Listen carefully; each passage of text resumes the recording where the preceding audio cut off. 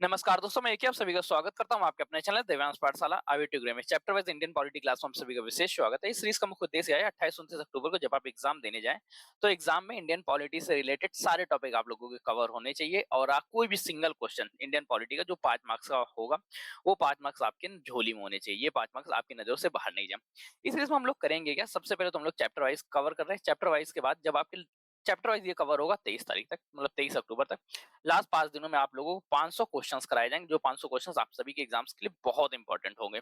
उनसे रिलेटेड उम्मीद है ये 500 क्वेश्चन में से कोई 5 क्वेश्चन आपके में जरूर आ जाएंगे। अगर आप डिटेल में पढ़ना चाहते हैं तो अभी से जुड़िएगा। अगर आप चाहते हैं केवल केवल एमसीक्यू लेना तो आप लास्ट में जुड़िएगा। चलिए आज की क्लास को स्टार्ट करते हैं। आज की क्लास में हम लोग पढ़ेंगे भारतीय संविधान के भाग 2 अनुच्छेद 5 से लेकर 11 के मध्य, जिसमें नागरिकता का वर्णन किया गया। नागरिकता है क्या, उसकी परिभाषा के बारे में पढ़ेंगे। साथ में हम लोग पढ़ेंगे इसको प्राप्त किस तरह करते हैं और ये समाप्त किस तरह से होती है। साथ में क्या भारत में दोहरी नागरिकता है और ये दोहरी नागरिकता का प्रावधान कहाँ से आया और किस तरह से आया। लास्ट में हम सीक्यू के बारे में चर्चा करेंगे। चलिए आज के सेशन स्टार्ट करते हैं। आप वीडियो को लाइक शेयर सब्सक्राइब कर लीजिएगा। चलिए सबसे पहले नागरिकता की परिभाषा के बारे में पढ़िए। हकीकत में नागरिकता है क्या। नागरिकता के बारे में ये याद ध्यान रखिए, ये जो नागरिकता का प्रावधान है भारतीय संविधान में स्वतः नहीं था। भारतीय संविधान में ब्रिटेन के संविधान से लिया गया, क्योंकि भारत का जो पूरा पूरा संविधान है वो अंगीकृत संविधान है। ये अलग अलग देश भारत के संविधान को हम लोगों ने अंगीकृत किया, परंतु इसको झोले का एवं मांगा हुआ संविधान भी कहते हैं। इसमें अलग अलग देशों से कोई ना कोई चीजें ली गई हैं। तो नागरिकता किस देश से ली गई, आपको तुरंत याद रखना है कि नागरिकता जो प्रावधान था ये ब्रिटेन से लिया गया। अच्छा, नागरिकता है क्या। जैसे कोई व्यक्ति है, ये है श्यामलाल।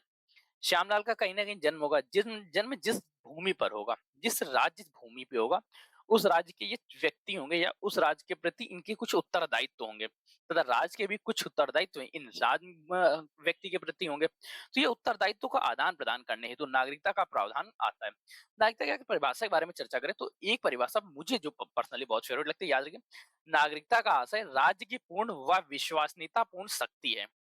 राज्य की पूर्ण व विश्वसनीयता, राज्य की पूर्ण व विश्वसनीयता पूर्ण शक्ति है या विश्वसनीयता पूर्ण शक्ति है। मतलब जिस व्यक्ति का जहां पे जन्म हुआ है उस जन्म भूमि पे या उस क्षेत्र के प्रति उसका पूरा विश्वास रहेगा और उस राज्य क्षेत्र का उस व्यक्ति के प्रति पूरा विश्वास रहेगा। ये बाइनोमियल कल्चर की होती है, मतलब आप राज्य के प्रति और राज्य आपके प्रति रहेगा। अब नागरिकता को लेकर दो प्रावधान आते हैं। जैसे कोई व्यक्ति भारत में है, वो या तो भारत का नागरिक होगा, मतलब सिटीजनशिप होगा, या फॉरेनर होगा। फॉरेनर क्या है, विदेशी नागरिक होगा। नागरिक जरूर होगा।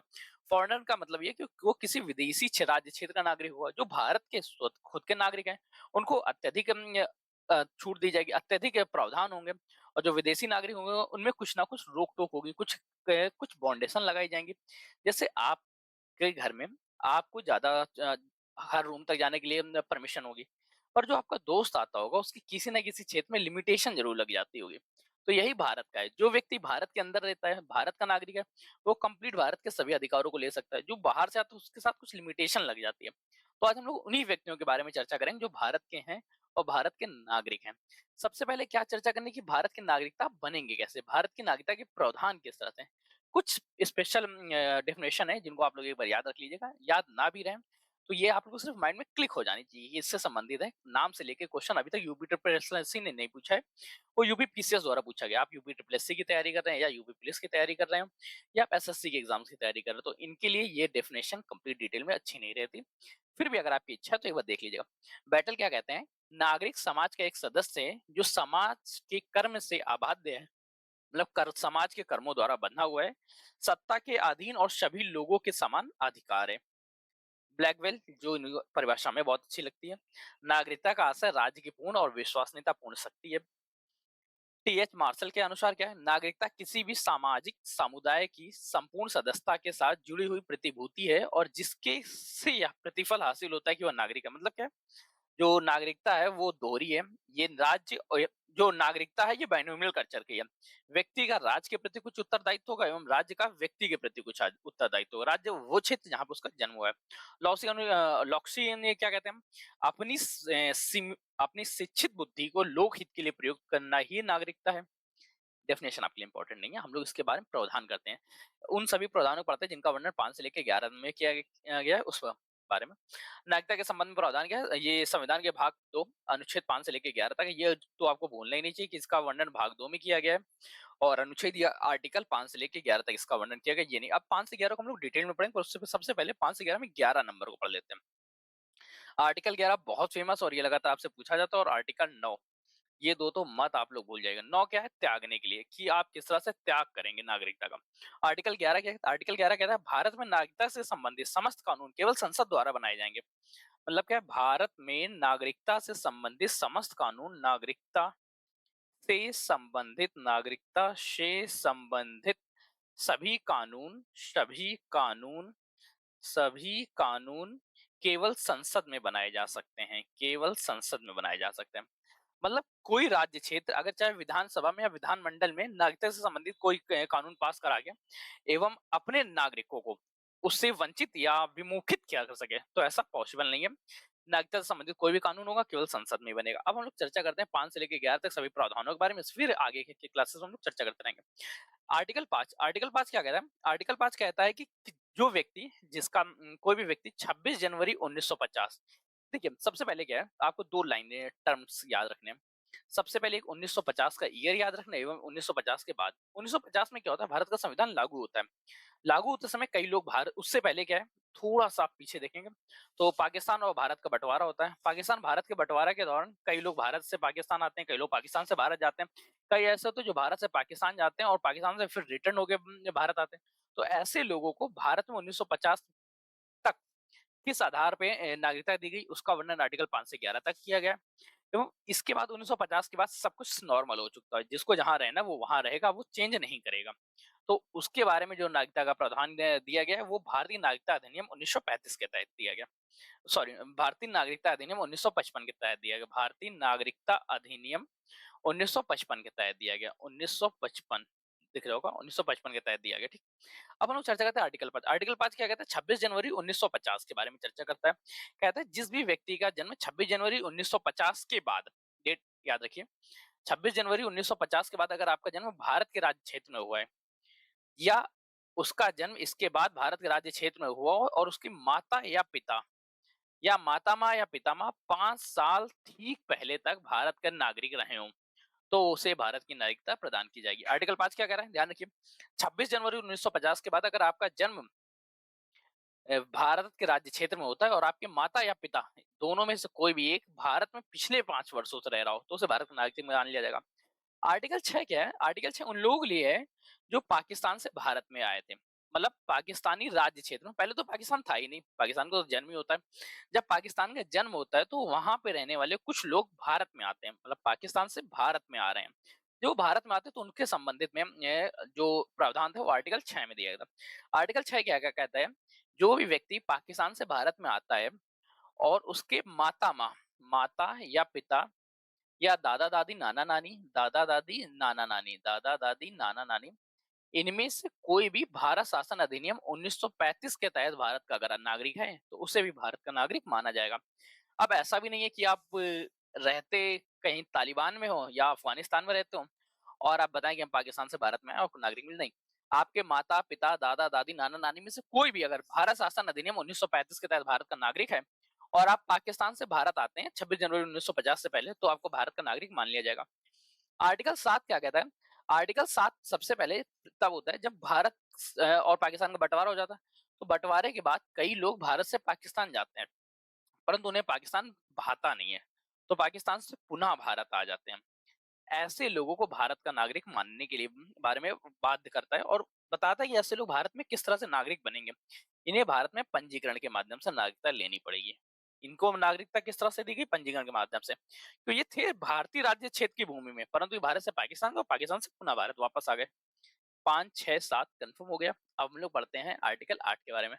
आर्टिकल 8 क्या कहता है? आर्टिकल 8 में आशा यह है कि कई व्यक्ति ऐसे भी होंगे जिनका जन्म तो जिनके माता पिता दादा दादी नाना नानी सब भारत के रहे हों, परंतु उनका जब जन्म हुआ हो तो जन्म के समय भारत में ना हो, भारत में ना जन्मे हो या भारत में ना जन्म हुआ हो, परंतु माता पिता दादा दादी नाना नानी, माता पिता दादा दादी नाना नानी इनमें से कोई भारत का नागरिक हो, दादा दादी भारत का नागरिक हो और वो 26 जनवरी 1950 तक भारत की नागरिकता लेना चाहते हो, तो ऐसे लोग करेंगे, भारत में आएंगे और भारत में पंजीकरण कराएंगे। पंजीकरण के माध्यम से उन्हें नागरिकता दी जाएगी।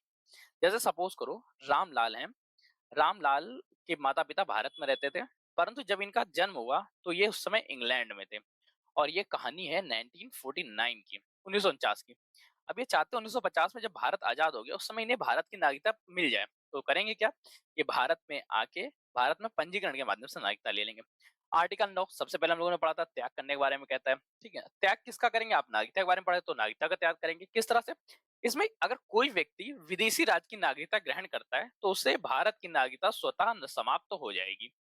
आप किसी एक देश की एकल नागरिकता में बिलीव करते हैं, भारत जो एकल नागरिकता में बिलीव करता है, हो सकता है सामने वाला देश दोहरी नागरिकता या ट्रिपल या फोर्थ नागरिकता में भी बिलीव करता हो, पर भारत की नागरिकता उसी दिन से समाप्त हो जाएगी जिस दिन से आप दूसरे देश की नागरिकता ग्रहण करेंगे।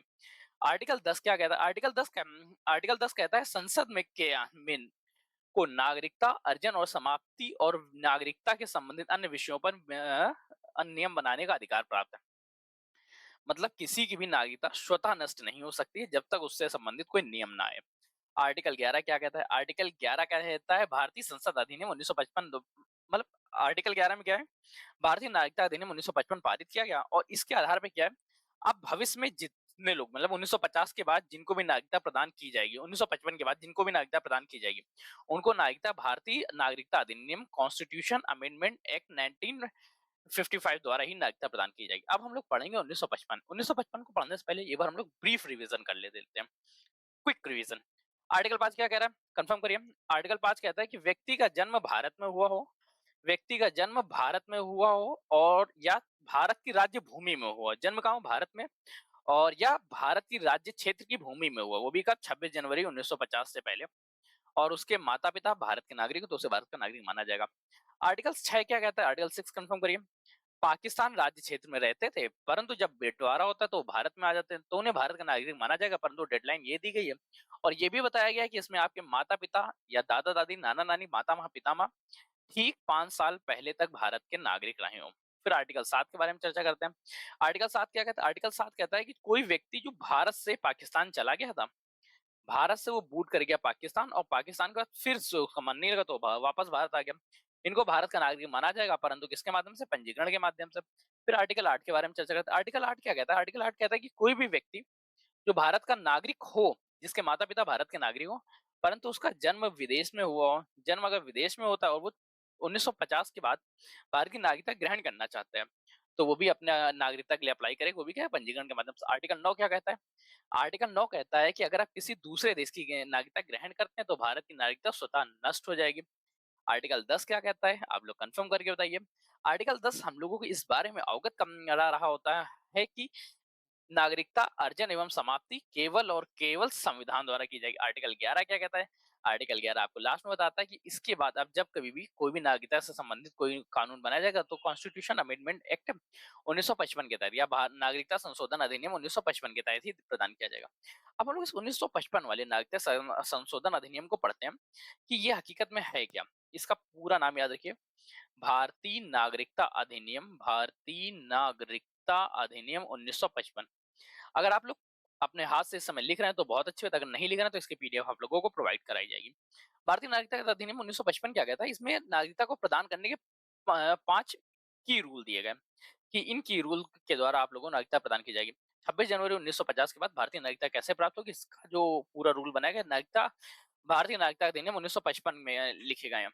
अब इसमें किस तरह से मिलता है वो 5 पॉइंट्स याद रखिए। सबसे पहले जन्म के आधार पे, जन्म से आप लोग भारत की नागरिकता प्राप्त कर सकते हैं। सेकंड क्या है, वंश परंपरा के अनुसार, मतलब आपके माता पिता माता माँ पितामह या दादा दादी नाना नानी कोई भारत में रहते तो उसे वंश परंपरा। थर्ड क्या है, देसी पंजीकरण के माध्यम से भारत में आप पंजीकरण करके भी भारत की नागरिकता प्राप्त कर सकते हैं। फोर्थ क्या कहता है, देशीकरण के माध्यम से, देशीकरण के माध्यम से। और फिफ्थ क्या कहता है, भूमि अर्जन के माध्यम से, भूमि अर्जन के माध्यम से। ये 5 ऐसे की पॉइंट्स हैं जिनके आधार पे अब वर्तमान समय में भारत की नागरिकता ग्रहण की जा सकती है।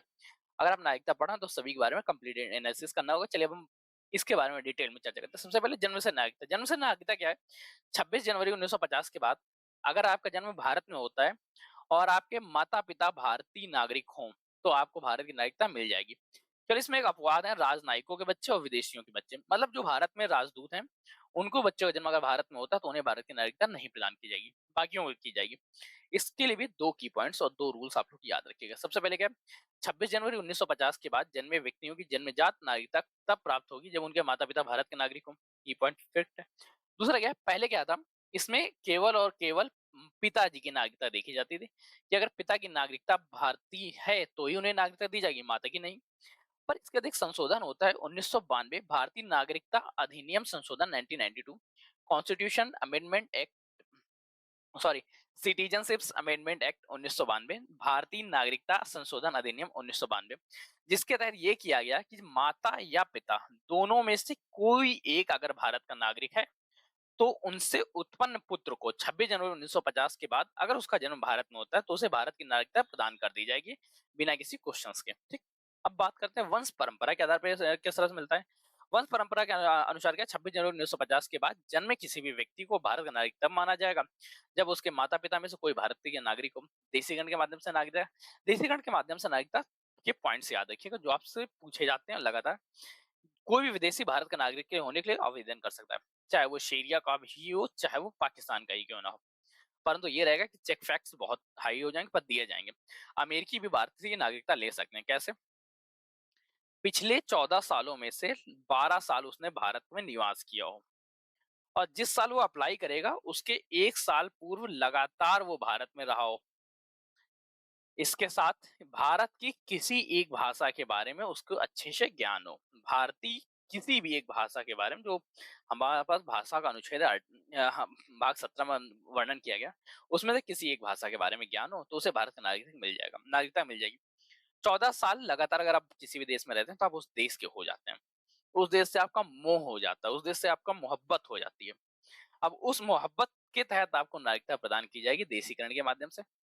14 साल में से 12 साल आपने उस देश में भारत में निवास किया हो और पिछले एक साल तक लगातार, और भारत की किसी एक राज्य भाषा के बारे में, भारत की एक की किसी एक राज्य की भाषा के बारे में आपका ज्ञान अच्छा होना चाहिए तो आपको भारत की नागरिकता प्रदान कर देगी।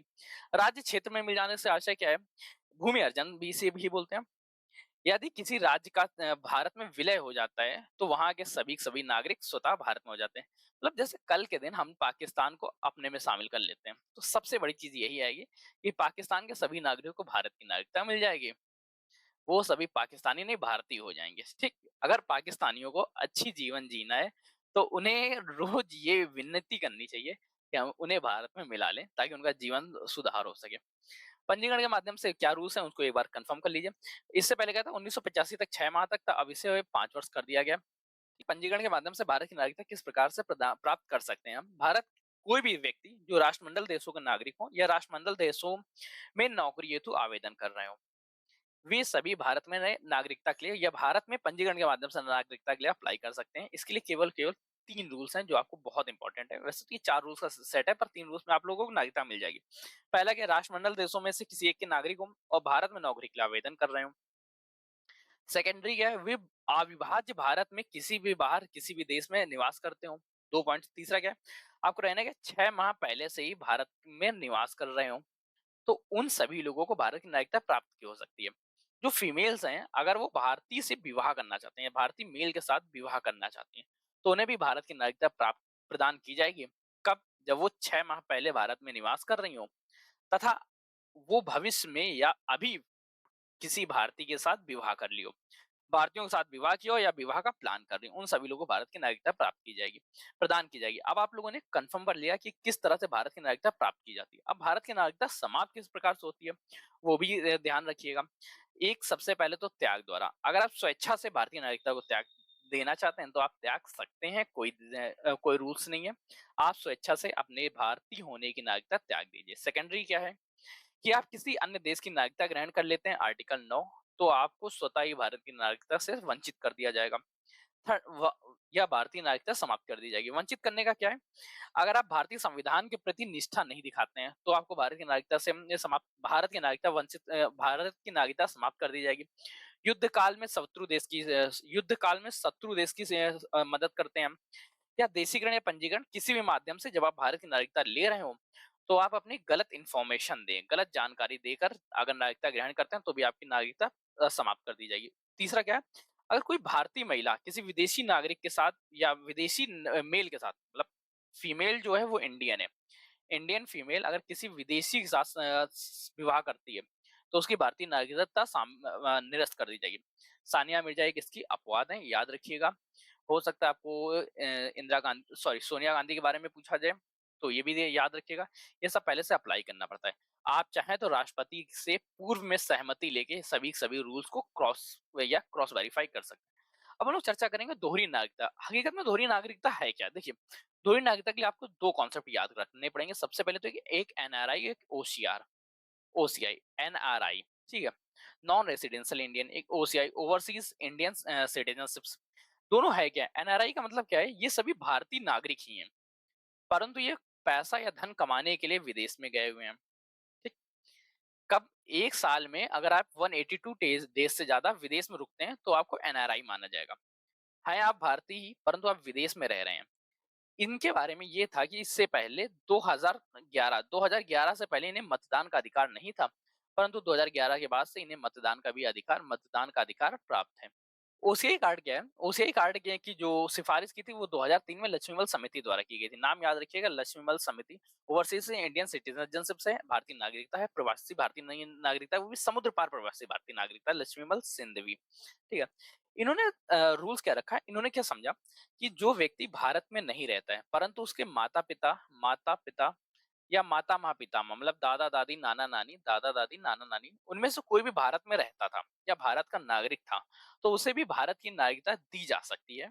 परंतु इनको भारतीय नागरिकों के सभी रूल्स, मतलब कंप्लीट जो डिस्काउंट दिए जाते हैं, जो कंप्लीट नागरिकता के रूल्स होते हैं, कंप्लीट नागरिकता का समूह है, वो नहीं प्रदान किए, इन्हें आंशिक रूप से नागरिकता प्रदान की जाएगी। इसके मदद से क्या रहेंगे? वो वीजा फ्री भारत में ट्रेवल कर पाएंगे और भारत में वो निवेश कर सकते हैं। इससे भारत को भी प्रॉफिट होगा और उनको भी फायदा होगा। उनको धन लगाने की जगह मिल जाएगी और भारत को धन लगाने वाले लोग मिल जाएंगे, जिससे भारत का विकास होगा। अब इंडियन ओसीआई कार्ड क्या है? प्रवासी भारतीय व विदेशों में बसे भारतीय मूल के लोगों को दोहरी नागरिकता प्रदान की जाएगी। दिसंबर 2013 में उस समय प्रशस्त हो गया था। इसके लिए नागरिकता संशोधन अधिनियम 2030 संसद में पेश किया और दिसंबर 2003 में पारित हो गया। लक्ष्मीमल सिंधवी की सिफारिश पे ये तैयार किया गया था। और बस, ठीक है। दोहरी नागरिकता प्राप्त करने वाले नागरिकों को भारत में आने की स्वतंत्रता होगी।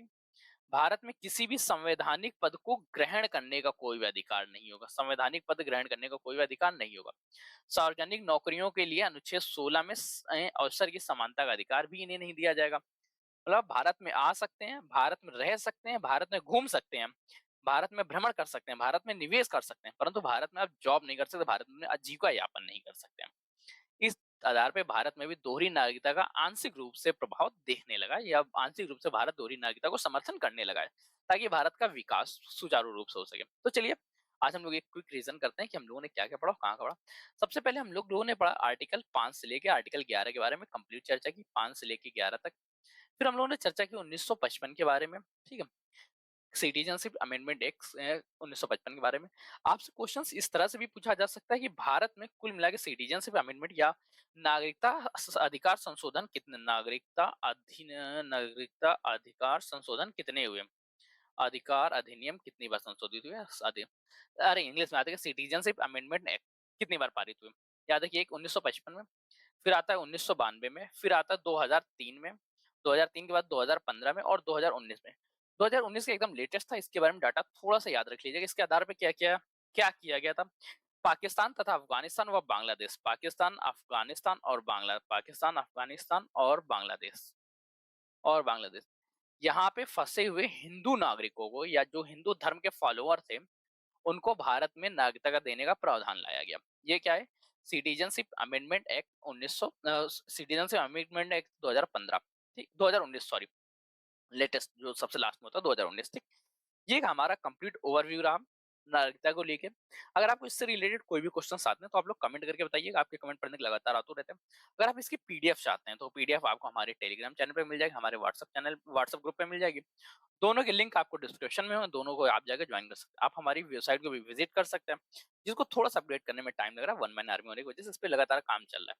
अगर आपको जानकारी अच्छी लगती है तो सेशन को लाइक करिएगा, दोस्तों के साथ शेयर करिएगा, चैनल पर नए चैनल को सब्सक्राइब जरूर कर लीजिएगा, क्योंकि आपका एक सब्सक्रिप्शन हमारे लिए मोटिवेशन का कार्य करता है। अपने व्यूज को कमेंट करके बताइए।